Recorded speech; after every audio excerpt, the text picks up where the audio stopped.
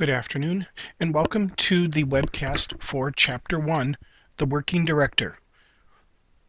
Whether or not you eventually become a director of a daycare or a preschool program, it is still good information to have as a teacher to have this information about the role of the director in a preschool or daycare situation.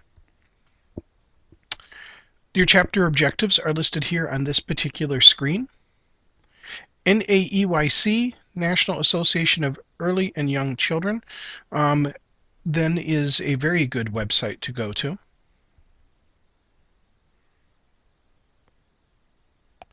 Some information on what effective directors do. They make a commitment to children enrolled in the center and those seeking, to the families, and to the center personnel, and to those who apply for positions.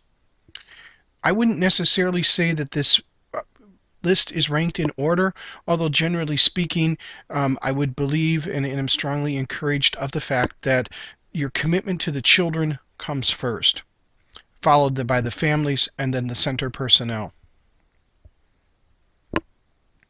You also have a commitment to the center's board, funders, and other agencies and administrators, the wider community, and lastly, to yourselves.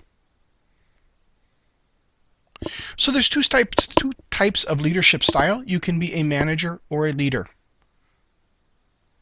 Personally, myself, I prefer to think of myself as a leader style rather than a manager.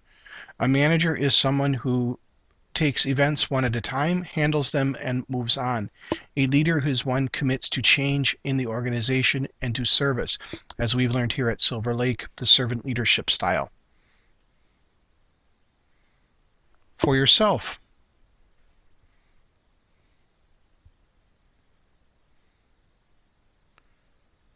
some personal qualities.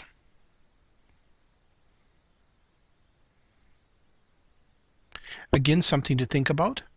What qualities do you have that will help you to be an effective director? And do you think you need to be exuberant and enthusiastic? I would answer that last one as a definite yes. You are the biggest cheerleader for your particular center, whether you're a director or a teacher. And if you are enthusiastic and exuberant, happy about what goes on, your center will thrive.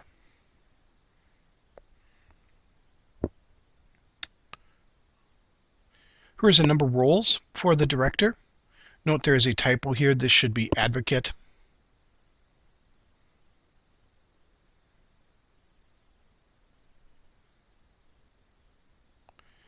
So you have three primary roles: the role of a leader, the role of an educator, and the role of an advocate. In your leader role, you can see here some of the balances that you will need to do. Your educator role.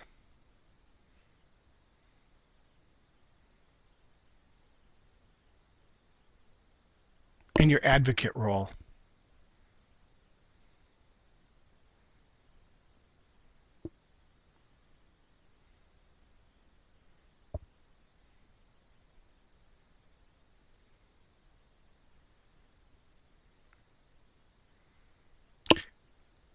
Some examples of program management and maintenance.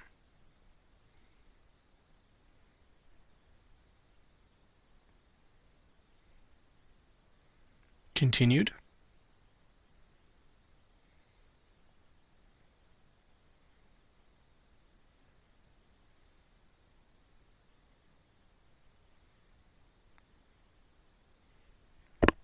Tools that you can use to help you manage your day and your center more effectively. And a summary for the chapter.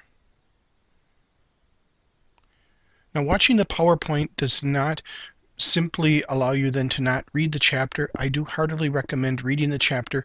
There's much more in-depth information on each of those particular points within the chapter. Thank you, and have a great rest of your week.